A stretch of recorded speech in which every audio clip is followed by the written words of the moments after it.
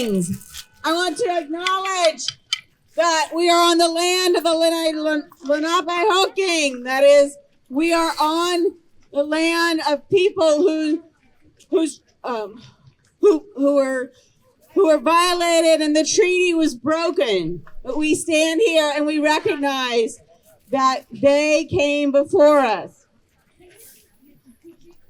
I want to welcome you here on this cold night to join together as we keep the fires of anti-imperialism burning brightly.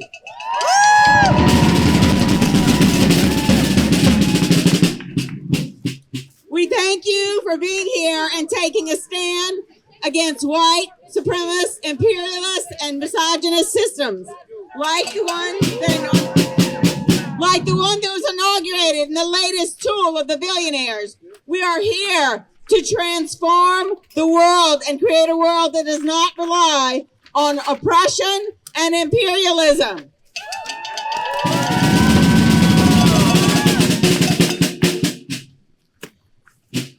One of the things we hear on MLK Day is a lot of empty quotes, right? We are not here to throw empty quotes by the Reverend Martin Luther King. We do recognize his revolutionary work of uniting poor and working people in support of Black liberation. His call to stand against the triple evils of U.S. racism, economic exploitation, and militarism is one that we proudly and steadfastly and energetically carry on today. It is we, the people, that stand against inhumane immigration policies. Build a world where human healthcare is recognized as a human right.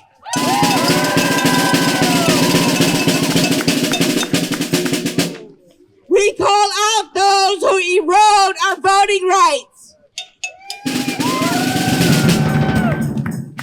We demand the resources we need to solve our climate crisis and end the imperialism that makes us all less safe. One of the realities of our world is that we do not know, we are not taught the times when people power created the change that we want to see in the world. But we have many examples, including the stirring leadership of South Koreans refusing to comply with a call for military rule. Get a shot.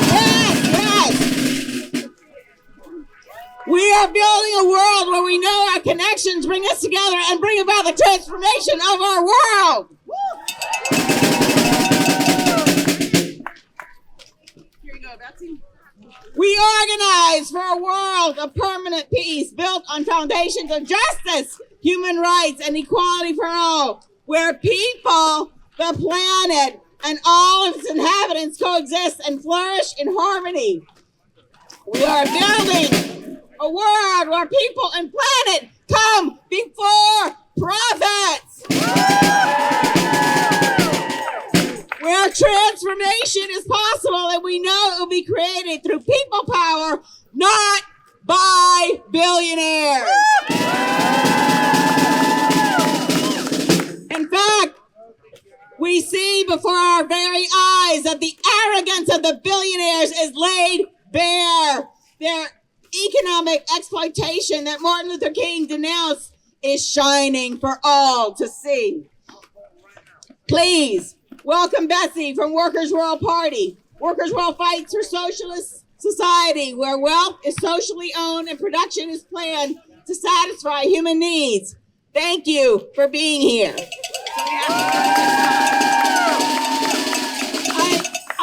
I was supposed to be Mike Wilson, and Mike Wilson was supposed to be our speaker, so I hope you'll all put up with me. I'm not quite as fiery a speaker as Mike is, but I'll try to do my best.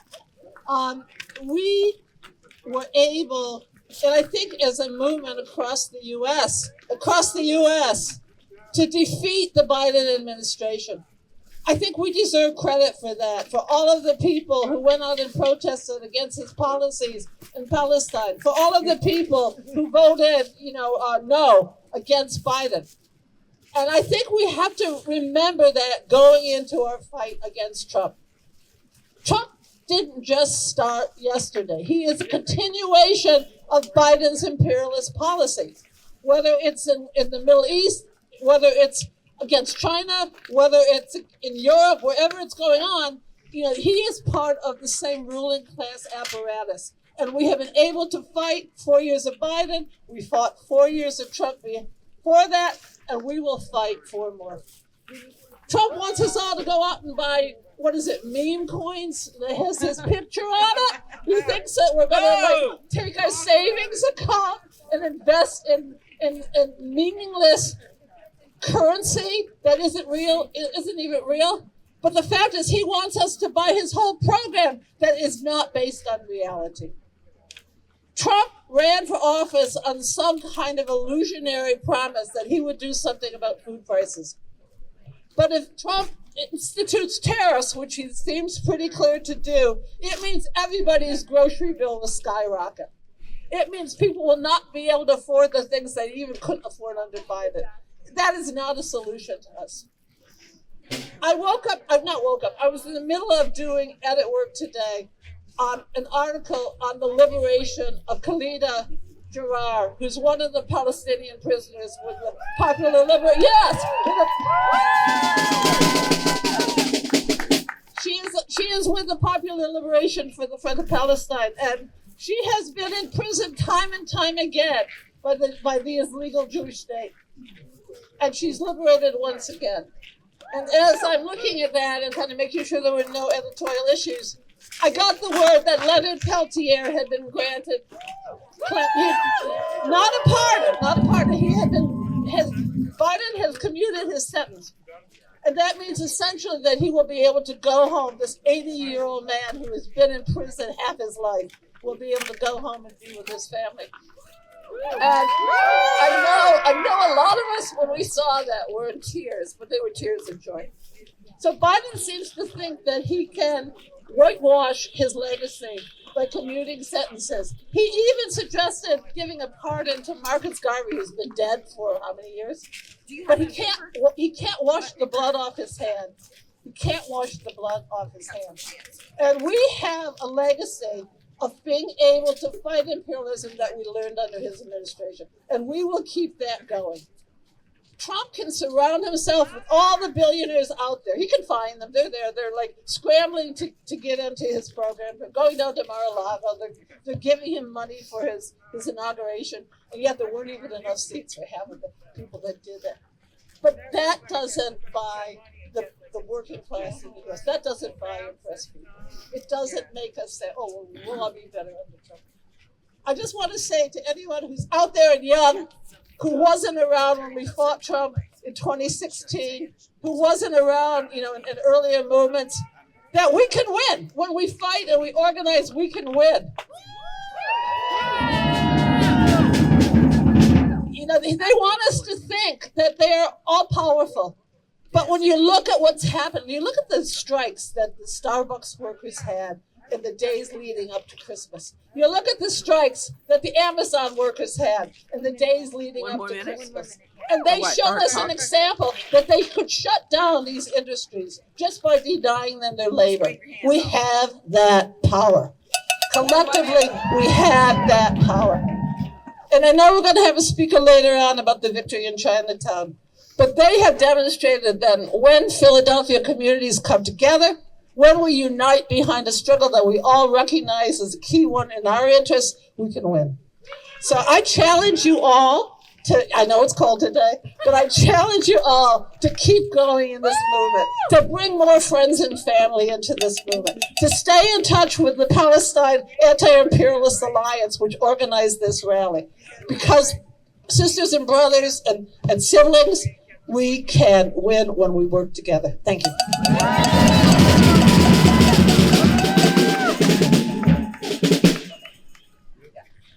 Thank you so much, Betsy.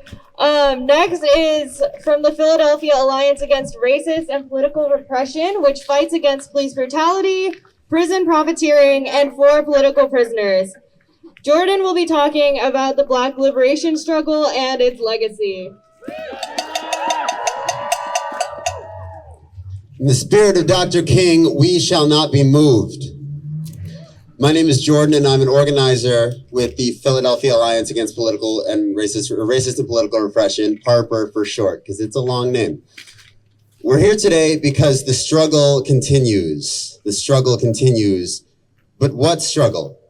That's an important question, because some folks may believe that our struggle is about riding out the next 4 years and then getting some Democrats into office. And while I sympathize with that desire, that's not our struggle. Some folks may believe that our struggle is about getting rid of Donald Trump, and while I agree with that desire, that is not our struggle. Even though our name is the Alliance Against Repression and our coalition is the Alliance Against Imperialism, our struggle is really a struggle for liberation and self-determination. That means taking our lives and the destinies of our communities into our own hands. Our struggle is about deciding for ourselves our futures and not letting them be decided by some cop, some mayor, some president who does not speak for us, act for us, or represent us. When Robert Jones was murdered on October 3rd of last year, he didn't get to decide about his future. That pig, Christopher Sweeney, decided for him. We at HARPER are fighting to get justice for Robert Jones and his family, and we're also fighting to make sure that what happened to Robert Jones never happens to anybody else in any one of our communities. We're fighting for community control of the police. Community control of the police. Because right now, billionaires control our police. White supremacists control our police. Our struggle is about reversing that situation, turning the whole thing on its head. To borrow a phrase from Frantz Fanon, it's about making sure that the last are first and the first are last, that those on the bottom rise to the top and those on the top are dragged down to the bottom and buried beneath it. We carry the torch lit by our forefathers, foremothers, foreothers. From Marcus Garvey, whose UNIA ACL is still headquartered here in Philadelphia, to Dr. King, whose legacy we're honoring today, to Assata Shakur, who remains in the liberated zone called Cuba, where the empire's repressive apparatus cannot reach. We have a responsibility to learn from these elders and these ancestors. Our government has done everything it can to bury their lessons and their legacies, but it's our responsibility to unearth them and to broadcast them as far and wide as possible. Open your books, turn on your documentaries, tailor your algorithms if you have to. We got to keep their torch lit. In the words of Dr. King, we shall not be moved. Not by Christopher Sweeney, not by Chorizo Sherelle Parker, not by Joe Biden, and not by Donald Trump. The struggle continues.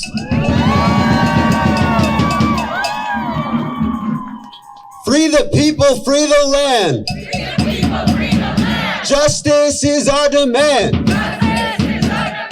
Free the people, free the land. Free the people, free the land. Justice is our demand. Justice is our demand. Free the people, free the land. Free the people, free the land. Justice is our demand. Justice is our demand. Thank you. Thank you. Give it up for Jordan. One of the reasons we are here is that the military-industrial complex that our nation was warned against has not only blossomed, but has spawned. The prison-industrial complex and the media-military-industrial complex. We are determined to change this system and abolish state violence of all its kind.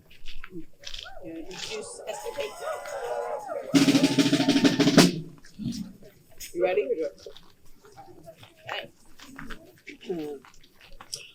Our next speaker is from Students for Justice in Palestine, and we are thrilled that they are here, and they encompasses 7 campuses in our area focused on the liberation of Palestine.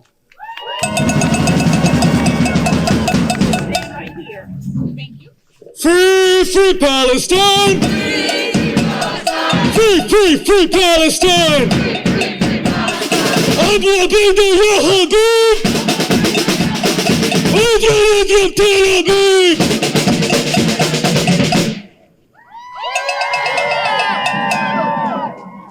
A single day after the ceasefire, and we can already hear the silence worming its way into the public. Complacency, apathy is a weapon of liberalism, and it attacks liberation struggles at their core. Tell me, is Palestine free? Today is a moment for the people of Gaza, who have been under the shadow of genocide for 471 days, to have respite, to grieve, to mourn, to rest. Today, families identify the bones of their loved ones who the Zionists left out in the elements. Today, Palestinian families wait for their loved ones to be released from prison, as agreed in the ceasefire talks. Today, the resistance rests from their defense against the Zionists, where they fought day after day with homemade weaponry amongst the rubble of their homes. And tomorrow, Palestine rebuilds. Tomorrow, the Palestinian people pick up the pieces of the 14 million metric tons of rubble and put their homes back together. Tomorrow, the resistance rebuilds and prepares for another day in the struggle for liberation. And tomorrow, we stand by the Palestinian liberation movement as we have for the last 471 days and the 75 years before then. You may be asking yourself, or those around you may be asking, what now? What is to be done? The passage of the Civil Rights Act of 1964 did not enter the United States into a golden age of equality, nor will the ceasefire enter Palestine into an age of prosperity. The work is not done until Palestine is liberated and the occupation ends. As the students of Philadelphia, we will not only make sure that we pressure our schools to divest from occupation, but also that they divest from the gentrification and destruction of Philadelphia communities.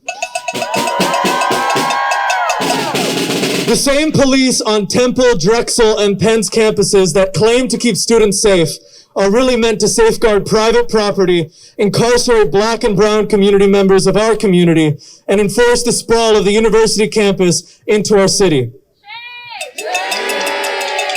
Our universities champion student civil rights protests of the past, proclaiming that their campuses are bastions of liberatory thought. However, when they are asked to put human rights over profit today, the facade drops. These schools are not only pouring their billions of dollars of endowment into the genocide, but also actively taking huge sums in grant funding to do research for war companies. Our universities have used a rewritten, pacified narrative of the civil rights movement to simultaneously wash the blood off their hands as gentrifiers and cops, and dismiss any accusation of genocide complicity by claiming that there are respectable ways to protest that must be adhered. You cannot brandish civil rights photos of the past in one hand and send guided missiles to Gaza in the other. That's right! The militarized police forces on university campuses learn from the Zionist occupation and their tactics, how to suppress political speech, how to intimidate and instill fear into Philadelphia communities, and how to engage in mass incarceration. And we can expect this only to get worse in the next 4 years. The white supremacist police force will become even more violent, willing to use force against the community. And as the Palestinian resistance shows us, and as the Black Panthers showed us, as the Zapatistas show us, we keep each other safe.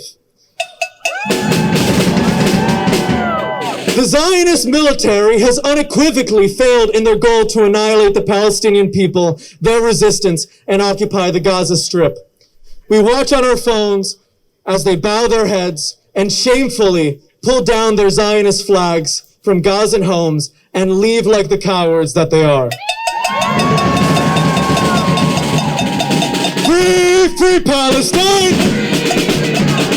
Free, free, free Palestine! From the river to the sea! Palestine will be free! Palestine will be free! Palestine will be free! 1, 2, 3, 4. Occupation no more. Occupation no more. 5, 6, 7, 8. 5, 6, 7, 8. The U.S. is a terrorist state. The U.S. is a terrorist state. 1, 2, 3, 4. 1, 2, 3, 4. Occupation no more. Occupation no more. 5, 6, 7, 8. 5, 6, 7, 8. The U.S. is a terrorist state. The U.S. is a terrorist state. Give it up!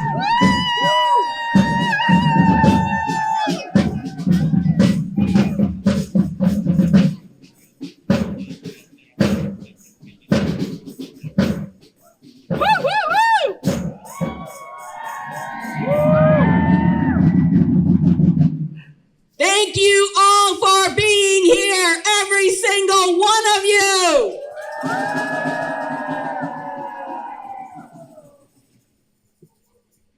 On this day, again, we don't recite empty promises, empty quotes, but we join together. The arrogance and the empty promises of the billionaires are on display. From the defense contractors that speak loudly to our elected officials trying to drown out our cries for not another bomb, to money poured down the drain as a certain sports franchise tried to bully its way into Chinatown.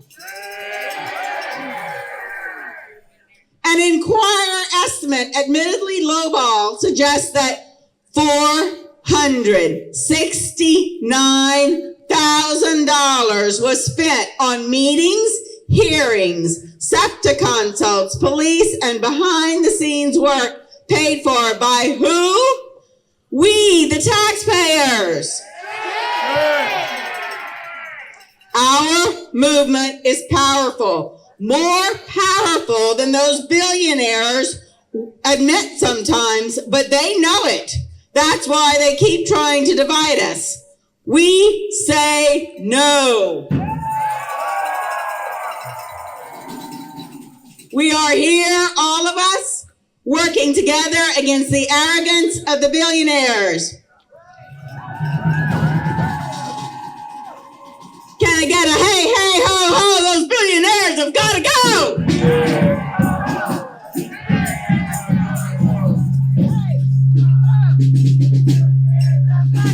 Hey, hey, ho, ho! Hey, hey, ho, ho!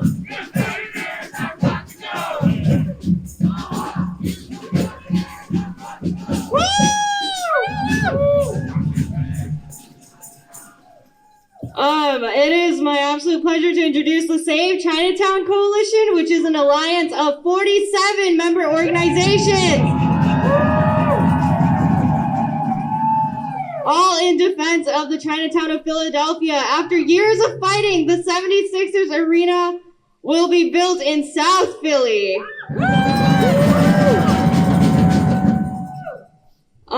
Please welcome Will from the Save Chinatown Coalition.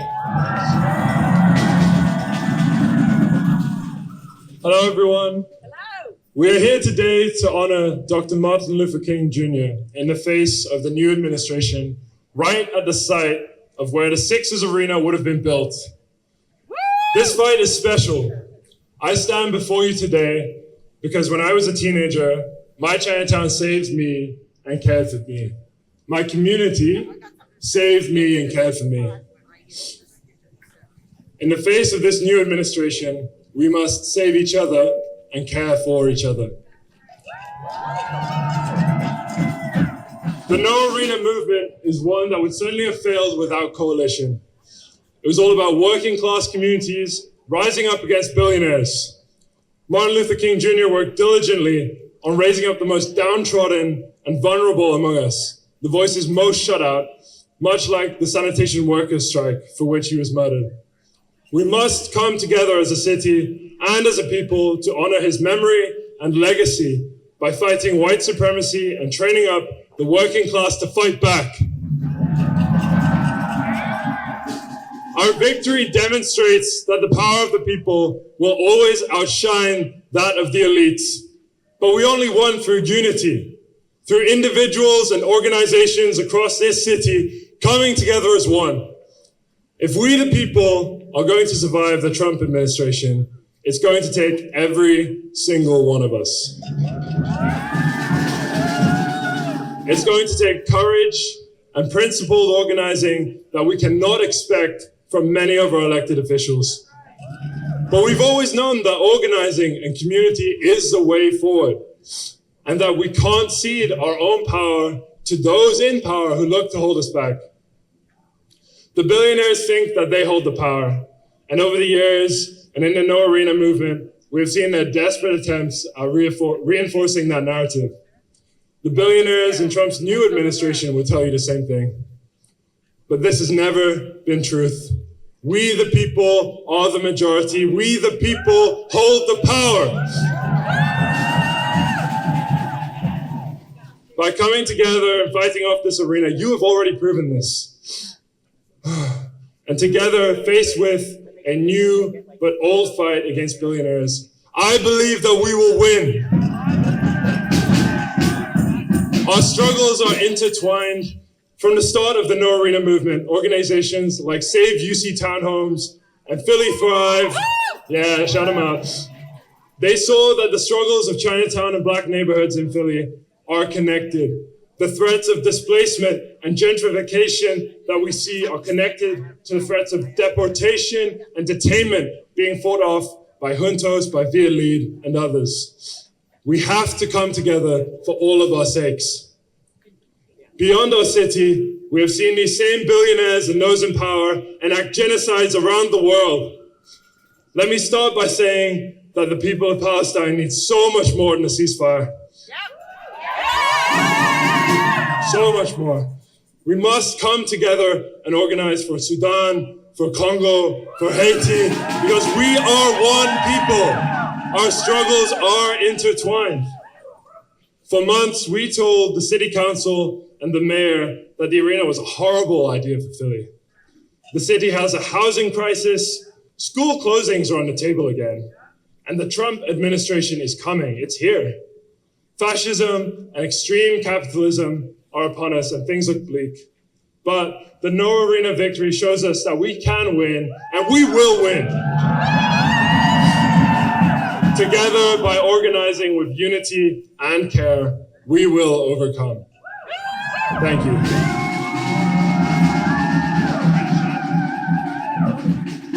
Hey, hey, ho, ho, these billionaires have got to go. Hey, hey, ho, ho, these billionaires have got to go. Hey, hey, ho, ho, these billionaires have got to go. Hey, hey, ho, ho, these billionaires have got to go. Thank you. Give it up for Will!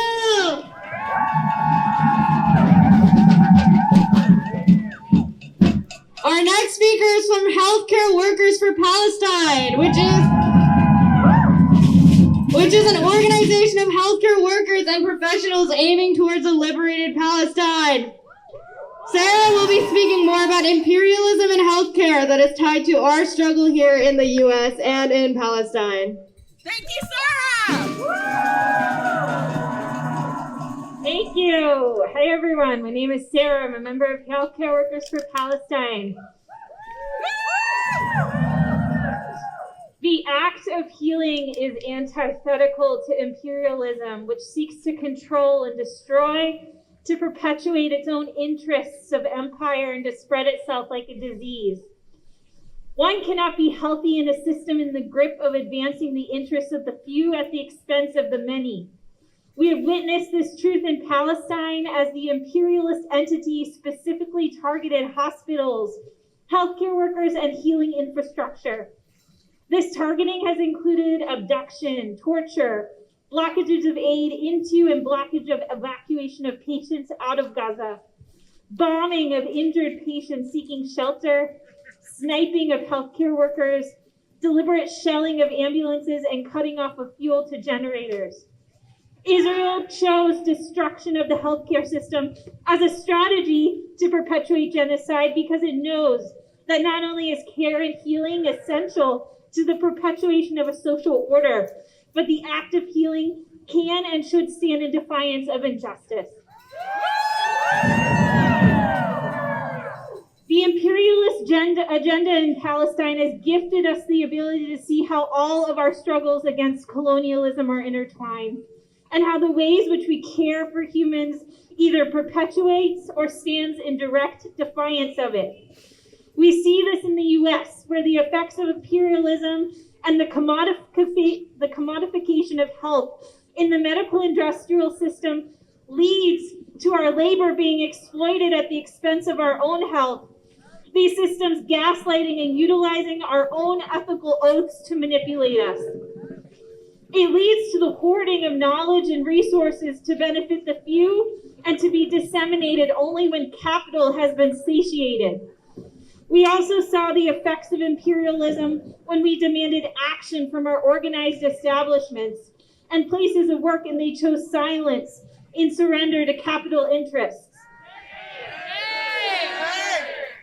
We see it in the ways that we're forced to bow to meritocracy to be allowed to practice healing that is recognized as legitimate. Shame on the hypocrisy of Western medicine and its complicity in the destruction of Palestine, silencing of those of us with a conscience. Because of this, Healthcare Workers for Palestine calls on the Zionist entity to immediately release all detained Palestinian healthcare workers, including Dr. Hussam Abu Safia, director of Kamal Adwan Hospital.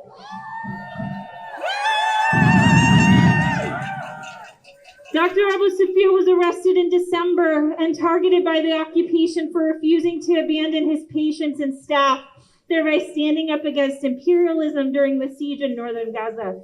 The IOF has murdered over 1,000 healthcare workers in the last 15 months.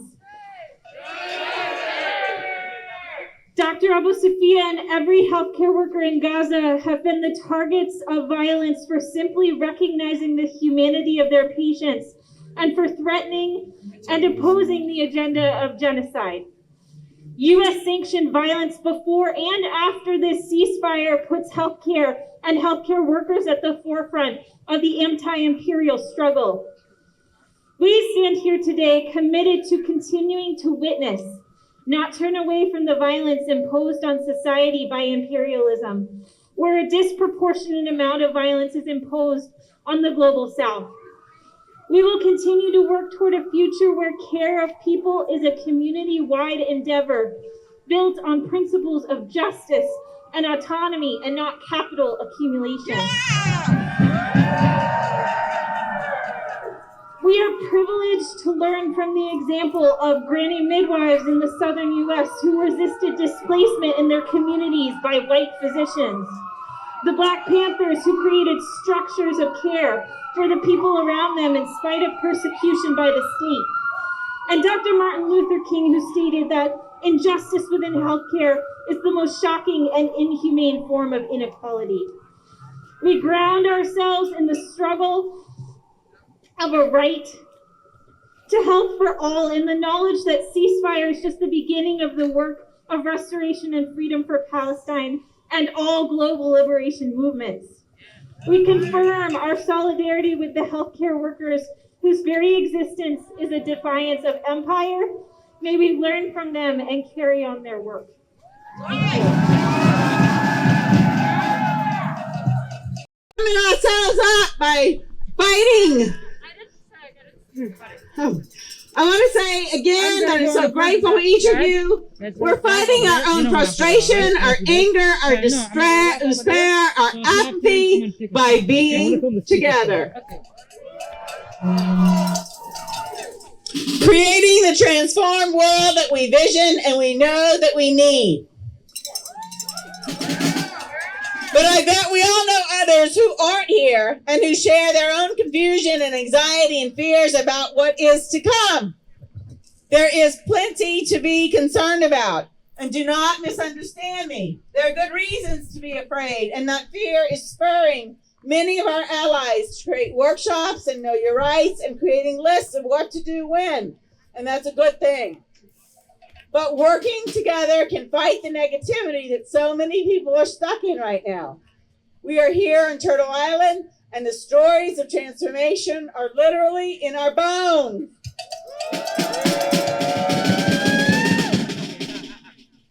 We can call on our ancestors to provide us with the courage we need to not get stuck and to move forward. I'm not saying that the pain isn't real, that your pain and the struggle is not welcome. Far from it. I am saying that pain is part of our struggle and all are welcome.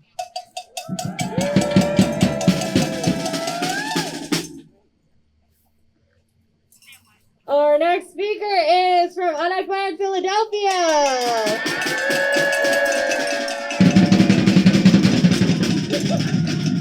Anti-Inauguration is a mass organization aimed for national democracy with a socialist perspective in the Philippines. Kat will be sharing more about the migration issues of the U.S. and the impending intensification of xenophobia under the Trump administration.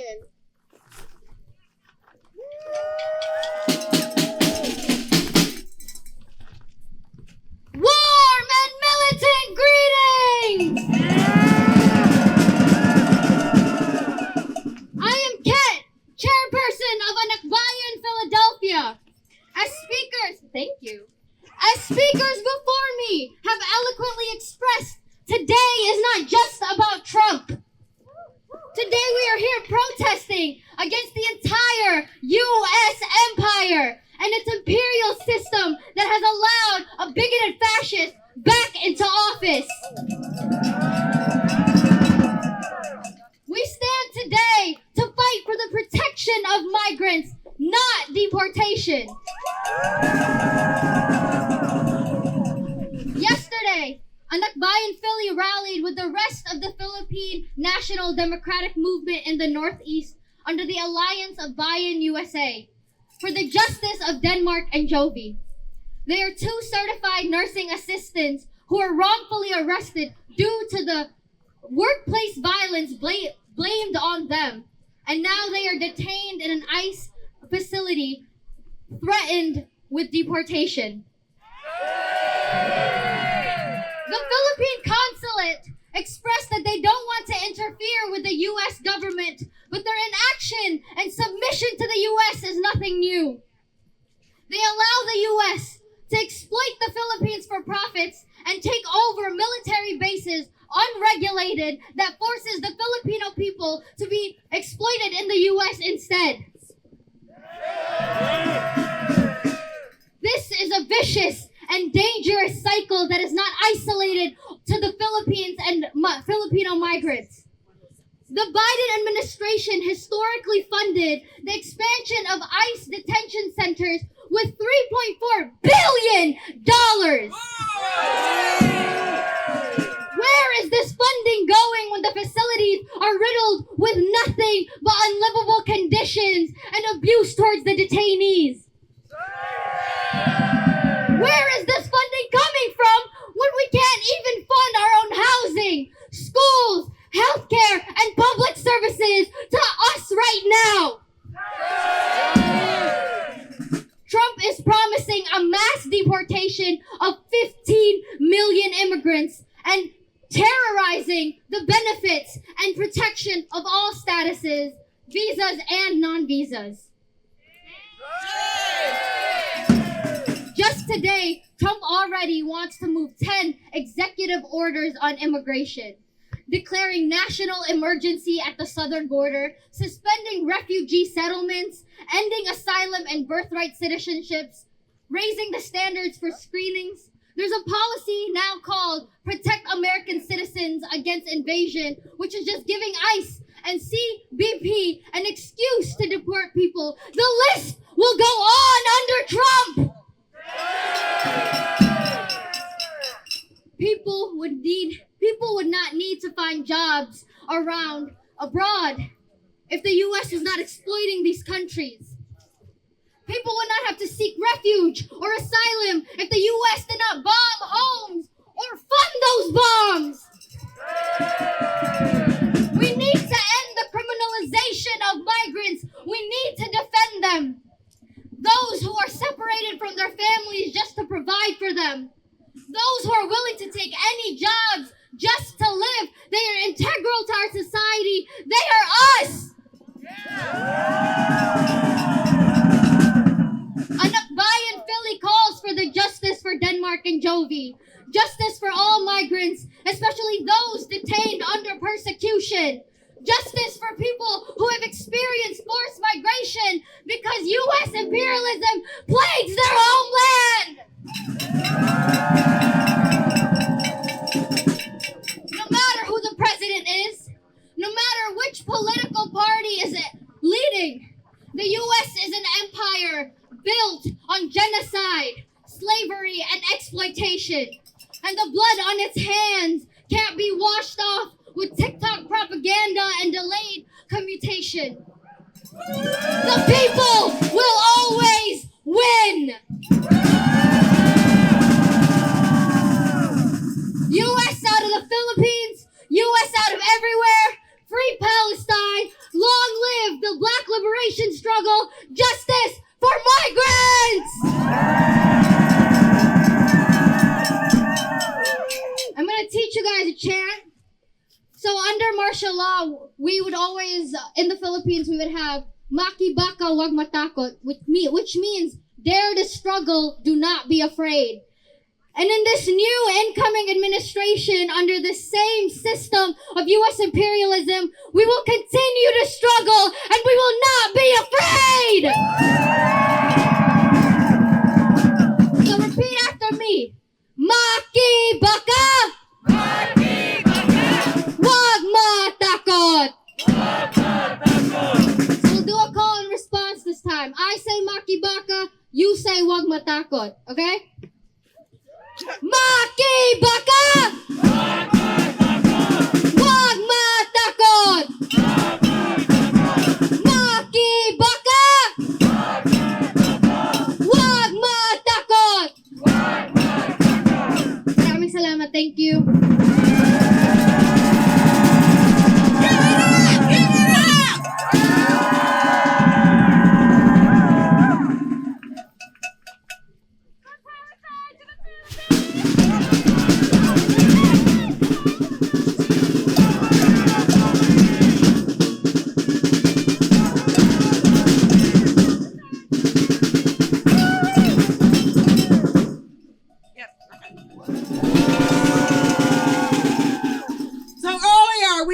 The actions in Korea, and I want to say again that there are actions all over this blue marble where people power have created change. In 2015, there was an action in Kinshasa, the capital of the Democratic Republic of Congo. Many actions, but on the great continent of Africa, where the youth rose to the forefront of those demanding justice and a different future. We all learned about that in our high school, right? The harsh repression, poverty, and extreme unemployment was the status quo when the government sought to extend its time in their version of the White House by changing laws. The youth hit the streets and protested. We are very pleased to have here today Vivara from Friends of the Congo and Free Congo Philly to give us a perspective on U.S. imperialism.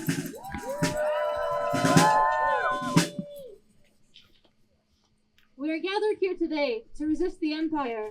And in the spirit of today, I want to speak to you about the heart of Africa, the Democratic Republic of Congo, and one of its national heroes, Patrice Emery Lumumba.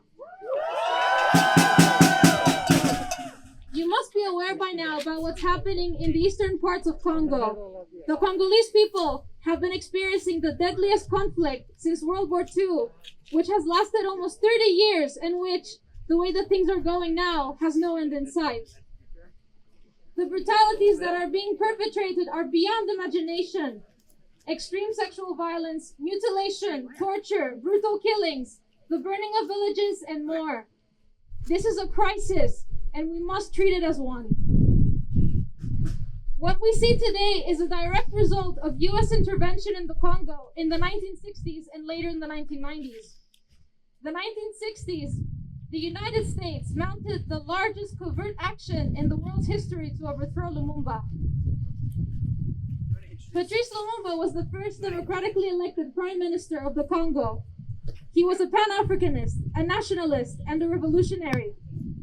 He negotiated and led the country through independence on June 30th, 1960. On the day Congo won its independence from Belgium, Lumumba gave a speech that made colonizers tremble. He did not cater to what the Belgians wanted to hear. He spoke the truth, what had to be said.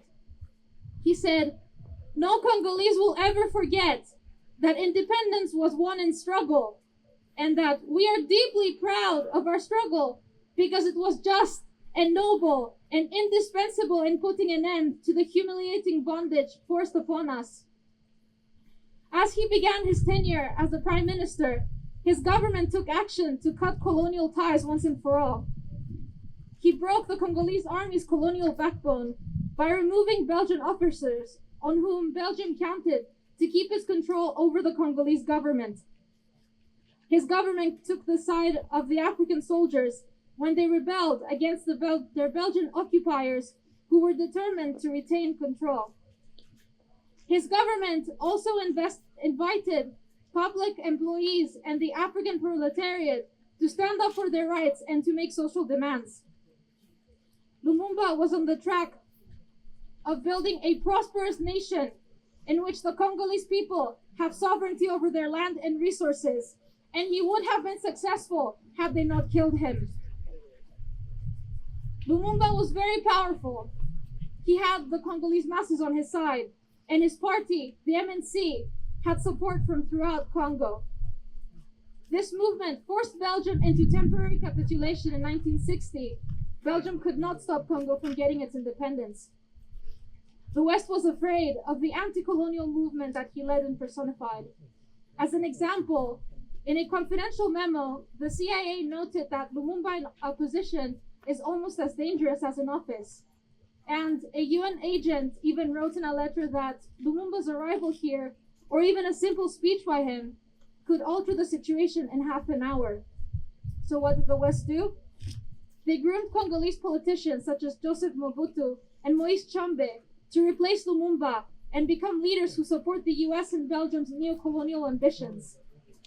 They financially supported 2 coups, which overthrew Lumumba's government. Belgium and the UN intervened militarily. They tried to isolate Lumumba by trapping him in his own house without a telephone, with 2 lines of soldiers surrounding it, Mobutu's forces and the UN troops. The UN troops also prevented Lumumba from having access to the radio station while giving his opponents access, because they knew that if he had access to the radio, he could rile up the people to come to his side. The UN played a crucial role in cutting off his communications between him and the people. After Lumumba escaped, they captured him, beat him, tortured him, and murdered him on January 17, 1961. Lumumba was assassinated alongside Maurice Mbolo and Joseph Okito, 2 revolutionaries who were part of his government. Congo would look very different today if Lumumba, Mbolo, and Okito had not been assassinated. Lumumba's legacy lives on. Lumumba lives among the Congolese youth today who are organizing for change in the spirit of Lumumba. The youth are following his teachings and doing the work needed to liberate their country, and we must support them.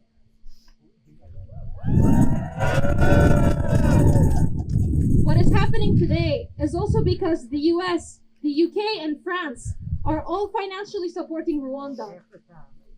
Rwanda is a very militarized state, so any bilateral aid that is sent to them can end in the hands of the M23, one of the rebel militias responsible for the atrocities that Rwanda is directly funding and supporting militarily. This is why, in addition to boycotting, we need to put pressure on the US government to stop financing Rwanda until the violence in Congo is stopped.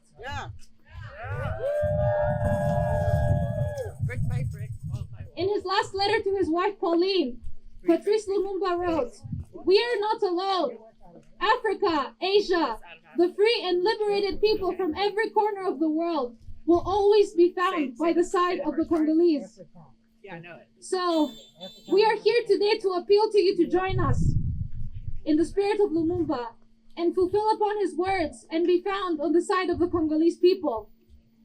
We must support the Congolese youth as they pursue a free and liberated Congo.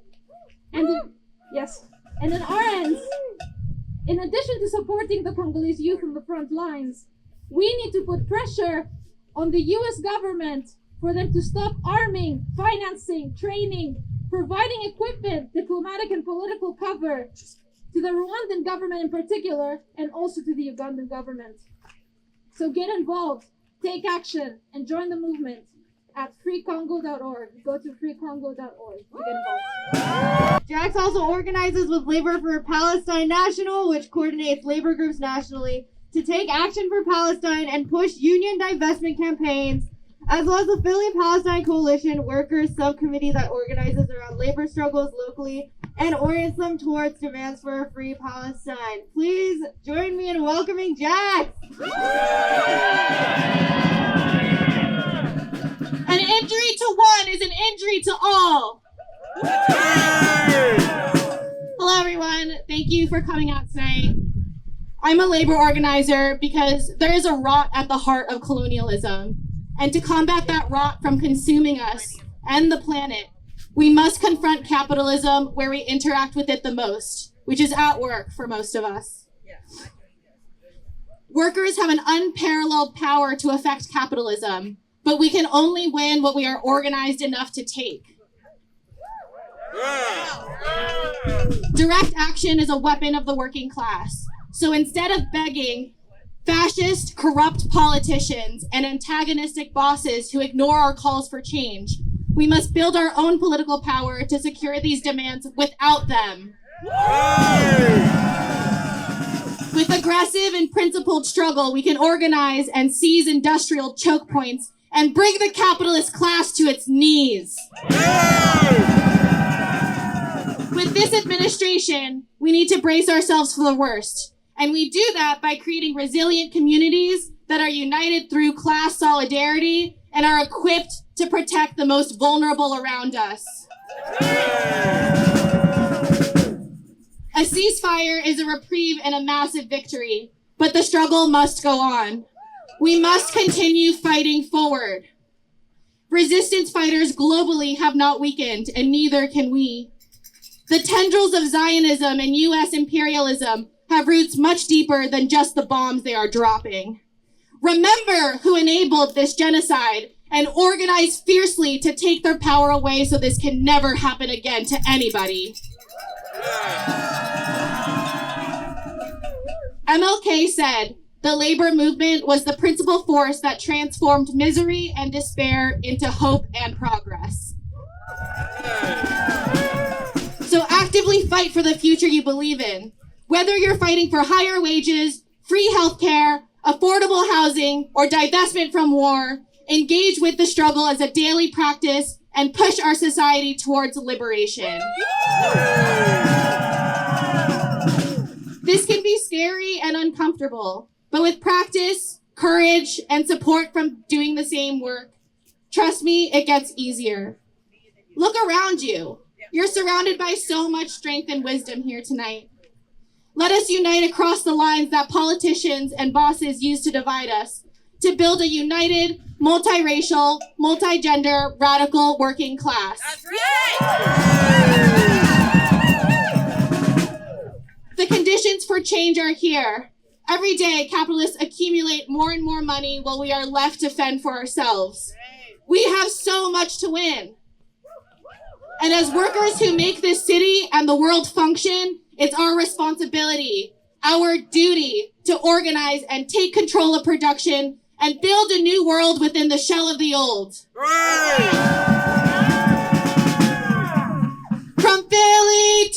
Palestine. All our struggles intertwine. From Palestine to Mexico. All the walls have got to go. Workers of the world unite! Thank you, thank you, thank you! Change makers know that our lives are interconnected. When we know that some of us go to schools that are underfunded, we know that it affects all of us. When some of us are gunned down in our schools and on our streets, we are all less safe. When some of us have targets on our backs because of the color of our skin, we are all harmed and we are all traumatized and we carry the scars. We live with the militarization of our police forces and we carry the scars when our neighbors, our friends, and even our families are threatened with deportation because of the worldview is xenophobic and not based on the reality that there is indeed enough for all of us. We all become less safe. We are all connected. We all live in the land threatened by corporate greed and unsustainable worship of the almighty dollar. Our black and brown communities show us with their bodies how we are all connected, and we were begging to see from Palestine to the streets of Philly. Violence is killing us. Imperialism is false security based on outdated and empty promises. We are now ready to hand it off. Thank you all for braving the cold.